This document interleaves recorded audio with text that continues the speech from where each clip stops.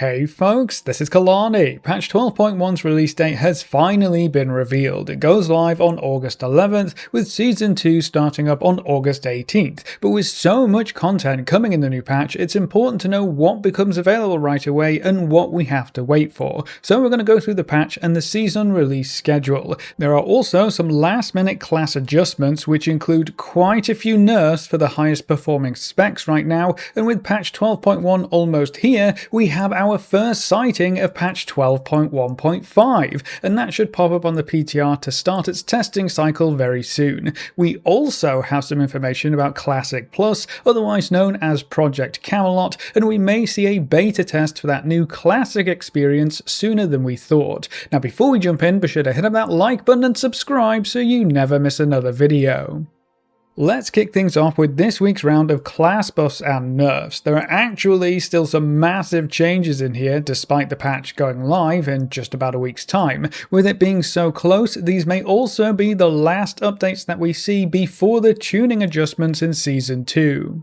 For the Death Knights, Sand Lane has quite a few nerfs. Blood is Life now accumulates 15% of the damage dealt from Blood Beast, down from 25%. Frenzied Bloodthirst's Death Strike and Death Call damage bonus was reduced to 5% per stack, down from 6% per stack. And then Visceral Strength grants 10% strength, down from 12%. So Sand Lane won't provide quite as much damage as it did previously. For Unholy Death Knights, they'll see a 100% buff to auto-attack damage, so you'll just get free extra damage as long as you're in melee range, but then Virulent Plague damage saw a 10% nerf, their Apex talent saw another 15% nerf to Graveyard damage, and Epidemic damage is down 12%. The new set bonus will get some extra damage for Necrotic Bolt and Withering Grasp though, so a bit of give and take for Unholy Death Knights this week, which should lead to an overall nerf to their AoE and cleave potential. Demon Hunters are up next, and Devourer has some last-minute nerfs. Eradicate secondary damage was reduced by 15%, which will cut down their cleave and AoE potential, and the Annihilator Final Hour talent now causes Voidfall bonuses to persist for 6 seconds, down from 8, which just means less uptime on those effects. On the other side, Havoc will see quite a few buffs. Blade Dance, Death Sweep, Chaos Strike and Annihilation will all see 6% buffs, the Hunt damage is up 12%, and Essence Break initial damage saw a 10% buff, with secondary damage being increased by 30%, so you'll be dishing out quite a bit more damage with most of your important rotational abilities. Moving on to the Druids, I guess Balance was flying just a bit too close to the sun, as they have a decently sized list of nerfs this week. Moonfire and Sunfire damage are down 5%, Shooting Stars damage is down 10%, Star Surge saw a 3% nerf, Starfall is also down 3%, and Meteorite's damage saw a 15% nerf, so nerfs almost across the board for Balance's damage profile. It's not all bad news for the Druids though. Guardian will see an 8% buff across the board for all their damage done, which is always nice to see.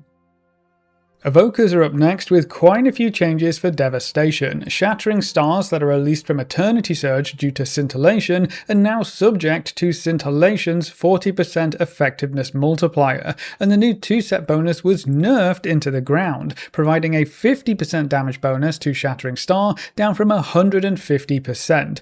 To try and offset those nerfs, Deep Breath damage is increased by 30%, Pyre damage is up 10%, Disintegrate damage saw a huge 40% buff, and Living Flame damage is up 50%, so you'll have a lot more damage coming from your base rotation, especially Disintegrate, and with the Pyre buff falling a bit short, that will have a pretty large impact on your talent choices as we head into patch 12.1.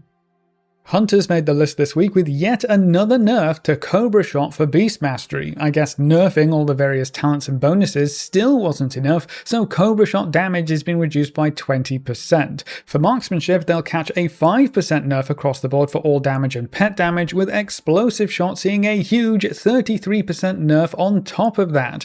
Apparently there are quite a few bug fixes for Marksmanship that should help offset these nerfs, so hopefully it's not quite as bad as it looks on paper. Moving on to the mages, they'll see a 20% buff to arcane blast damage to help shore up their single target damage profile. Spellslinger's splintering orbs damage bonus to arcane orb was buffed back up quite significantly, up to 50% from 10%, so that's a huge buff right there, and then Sun Fury has a quick bug fix. Fire mages will see a 6% buff across the board, so no actual changes to talents or rotation in this last week, but 6% damage is always nice. And then for the Frost Mages, the new 2-set and 4-set bonuses were both nerfed. The 2-set now increases Glacial Spike damage by 20%, down from 25%, and the chance to generate an Icicle per freezing stack shattered was reduced to 4% from 5%. The 4-set Shatter bonus was reduced down to 5% from 10%, so you'll just get less power overall from these new set bonuses in Season 2. Splitting Ice saw a huge nerf as well. Flurry and Frostbolt damage to secondary targets was cut down to 50% from 80%, and then Fractured Frost was nerfed as well, so Ice Lance secondary targets are hit at 50% effectiveness, down from 100%. So those are some huge nerfs to Frost's 2-target potential, which is a bit of a shame. That's where they usually excelled. They should still do better than most classes in 2-target scenarios, but they won't dominate those fights quite as easily. They'll see a 3% damage boost across the board down at the bottom, so it's not all bad news, I guess. Paladins have just one quick change this week. Holy is getting yet another buff. This time they'll see a 5% healing boost across the board, and I think Holy Paladins may have seen the most buffs out of any spec over the entire course of this patch's PTR. Priests are up next with a quick 5% healing boost for Holy, so that should help you keep up with the other healers a bit better. And then for Shadow, Void Volley damage will see a 10% nerf. The new 4-set bonus lets you cast Void Volleys at 100% effectiveness, down from 125%, and Archon's Focused Outburst now increases Void Volley damage by 5%, down from 15%. So you'll see much less damage from each of those Void Volley bursts, and your 4-set won't provide quite as much of a DPS boost. Rogues come in swinging this week with some huge buffs. Assassination will see a 10% damage boost across the board, Outlaw gets a 6% buff to all of their damage dealt, and Subtlety hasn't been left out. They're walking away with a 10% buff to all of their damage as well. So happy days for the Rogues, even if it did take until the very last minute to see any decent buffs. Now, it's not good news for the Shamans, I'm afraid. Elemental Farseer's ancestors are getting some nasty nerfs. Their Lava Burst damage and Chain Lightning damage will both see 20% nerfs, so that's definitely going to knock Farseer down a notch or two. Moving on to the Warlocks, Affliction's Haunt is getting buffed up to increase the damage bonus to 16% for 18 seconds, up from 12%. Demonology is seeing some juicy buffs. Shadowbolt damage is up 45%, Demon Bolt is up 55%, Summon Gloomhound will see a 35% increase, and there's a tooltip change for the new set bonuses. And then Destruction has some adjustments too. Havoc now duplicates 50% of damage to the marked target, down from 60%, so they won't get quite as much free cleave damage there, but then Soulfire damage will see a huge 45% boost, and Chaos Bolt damage is up 5%, so less cleave damage but more single target damage for Destro this week. And then last but not least, we come to the Warriors. Arms will see a small nerf to Powerful Momentum that will only increase Sweeping Strike's chain damage by 20%, down from 25%, so less cleave damage coming through there. Execute is being cut down by 15%, which definitely isn't ideal. Their Season 1 2-set bonus is being reduced, and the new 4-set bonus is getting buffed up to a 20% bonus for your next slam, and it can stack 2 additional times. And then for protection, they'll see a 6% damage boost across the board for all damage done.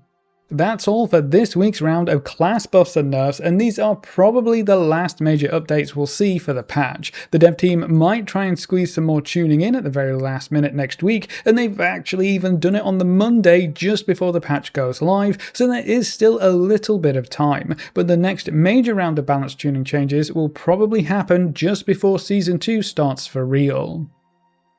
It's not just class balance tuning this week, there's another very interesting update for 12.1. Up until now, we haven't had any updates or changes to the content that was added in patch 12.05 or 12.07, so things like ritual sites, void assaults, and the Val and Nighttal zones. Well, at the very end of this week, and just over a week before the patch goes live, that's all changed.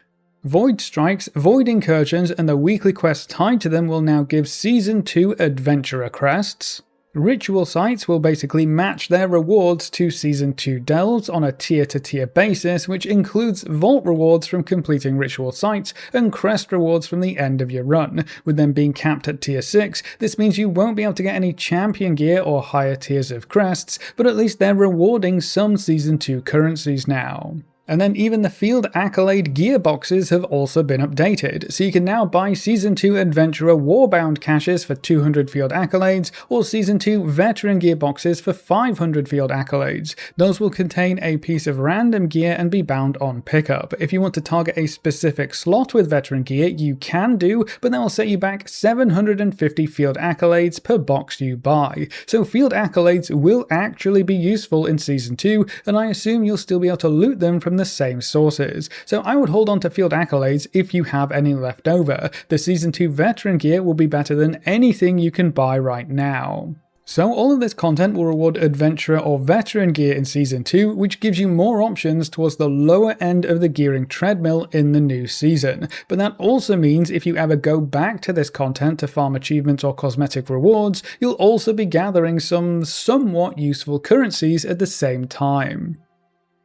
Moving on, let's take a look at patch 12.1's release date and schedule. The release date was finally revealed to be August 11th, so pretty much what we expected for the last month or so, but it is nice to get that official announcement so we have a solid date to work with. Most end of season goals should be completed by then if you want to secure those goodies and rewards. But not everything in the patch or new season will be available for play right away, and the initial announcement actually had incorrect information, so on August 11th we'll have the new patch that includes the Coiled Isle Zone. To get there you'll need to work through the new chapters of the main story campaign, which will cut off at some point and continue in the following week. The new Lair boss will be available right away. This is the new world boss for the patch, except it's actually just a one boss raid with a world difficulty, rather than being an open world boss like they have been in the past. The world difficulty for that raid is the only one available on launch day, and that drops veteran track gear, so you will have to wait until the season releases to do normal, heroic, or mythic.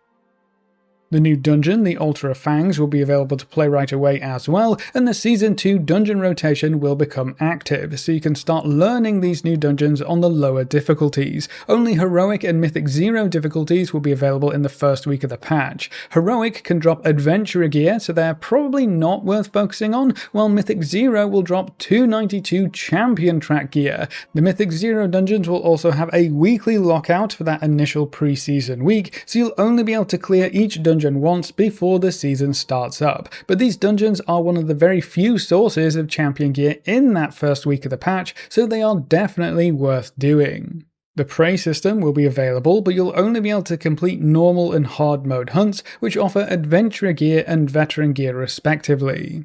Season 2 delves will be open as well, with fewer restrictions than usual. The Nemesis delve will be available on the lower difficulty, which is a bit odd. That should give you some good practice for the season start if you're aiming for the Hall of Fame achievement. We won't have any bountiful delves, which means gearing options from delves will be limited in the first week, but we won't be limited to just the lower tiers of difficulty. That means you can work your way up to tier 8 or even tier 11 if you want to push yourself so you're ready to jump straight into bountiful delves the following week to earn your easy champion gear. In this first week we will only be able to get adventurer gear and veteran crests maximum from delves regardless of the tier you run, so it probably won't be worth farming the higher tiers until the season actually starts. The new arena training grounds will be available, so you can jump into arenas against bots, which may have some useful rewards on offer. And then a very important note is that credit towards the Season 2 Great Vault will begin in the first week. The highest reward you can obtain from the first vault of the season will be champion gear, so the dev team are putting a hard restriction on it this time around. Now, one massive change for the vault in Season 2 is that you can pick up a bonus roll as a consolation prize instead of the usual tokens of merit, but you can only choose the bonus roll if you have at least 3 rewards unlocked in the vault. That's led to a lot of folks suggesting you get 3 rewards and skipping over the piece of gear in favor of a bonus roll, which could be used in Mythic plus 10 keys or above, or in heroic raids to get an easy piece of myth track gear. Unfortunately, the dev team clarified that the very first vault of the season, available starting August 18th, will not have the bonus roll as an option, so I guess they actually aren't available right from the start of the season like they said they would be. We won't be able to pick up these bonus rolls until the second week of the season, which starts on August 25th. I would still get 3 rewards unlocked in the vault just in case something changes or something breaks, and you'll want to have options for that extra piece of champion gear anyway. I imagine most folks will be hoping for a piece of tier gear or a powerful trinket with the bonus roll no longer being available.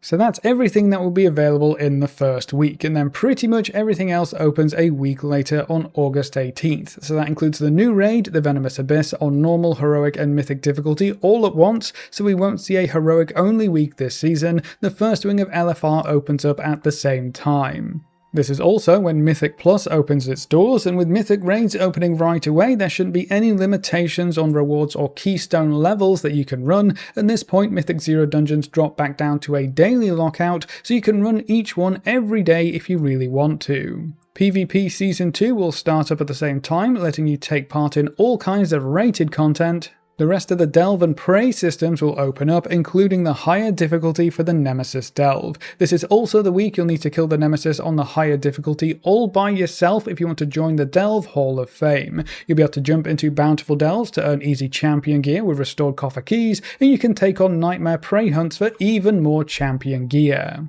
We'll also see the Lair boss become available on normal, heroic and flex mythic difficulties, which is quite exciting. I'm glad they're keeping the flex mythic difficulty around, even if it's just for the single boss raids. As the weeks go by, future LFR wings and story mode for the Venomous Abyss will be available, with the final LFR wing opening up the week beginning September 8th. So no matter what kind of content you'd like to take part in, that's when you can expect the various gameplay options to become available in patch 12.1 and Season 2. Now, with patch 12.1 just over the horizon, it should come as no surprise that the dev team are already looking past that to patch 12.1.5. An encrypted build for that patch just popped up on the WoW vendor servers, which means the dev team are working on it internally and getting ready to push it to the PTR. Most patches first appear on the PTR a week or two after the launch of the previous patch, and with 12.1 going live on August 11th, that means we could see the 12.1.5 PTR in the week beginning August 18th. So this content train is not stopping anytime soon, and from recent interviews the dev team seem quite happy with the 8-week patch cadence, so I would expect that to be the rough timeline for the next few content updates at the very least.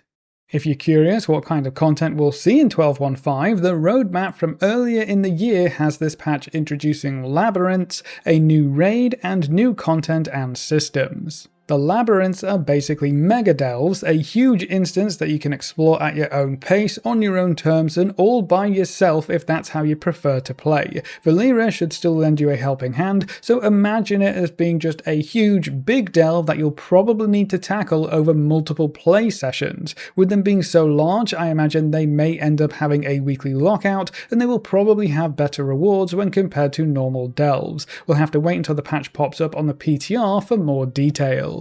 The new raid is going to be another one-boss raid from what I understand, so that will follow in the footsteps of Sporefall, and with it being a mid-season raid, it will probably offer higher item level rewards, and I imagine the dev team will likely continue the flexible mythic option for one-boss raids as well. It may end up being added in as another lair boss. That does seem to be the new way to include one-boss raids moving forward. And then the rest of the patch is a bit of a mystery, but as I said, we won't have too much longer to wait before it gets pushed to the PTR, so we can get some hands-on experience with this new content update.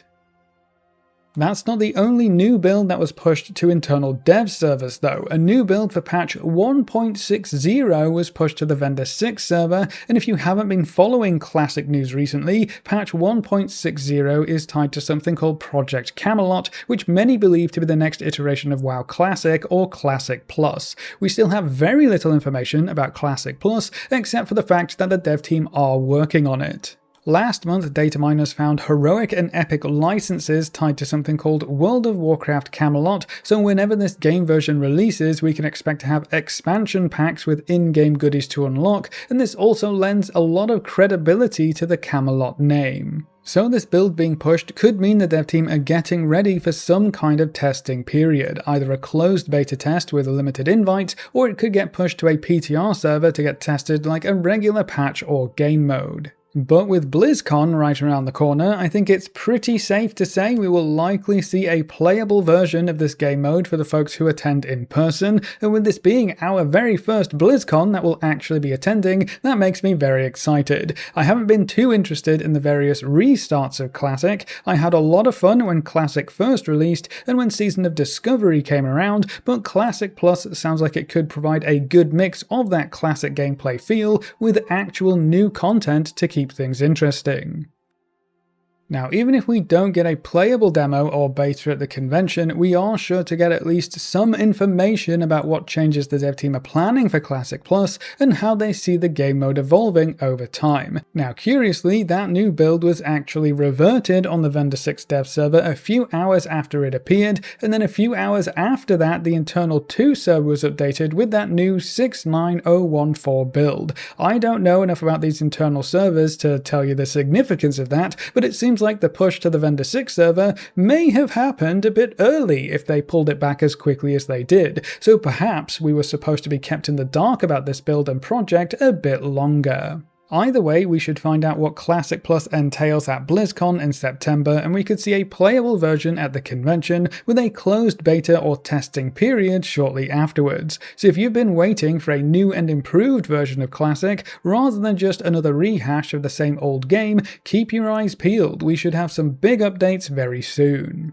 But that's how the release of patch 12.1 will unfold, all of the last minute class buffs and nerfs, and what we know so far about patch 12.15. So that's it for this video. What are you most looking forward to in patch 12.1, and how do you feel about 12.15 starting its PTR cycle so soon? Leave all your thoughts in the comments section below. A big thank you to all of our supporters over on Patreon and to all of our members here on YouTube. You can see their names on screen. If you're interested in supporting the channel, you can find links in the description or click the join button just below the video. If you enjoyed the video or found it useful in any way, make sure to subscribe and ring that notification bell so you're always kept up to date. Thanks for watching, folks. Good luck and have fun, and as always, I will see you next time.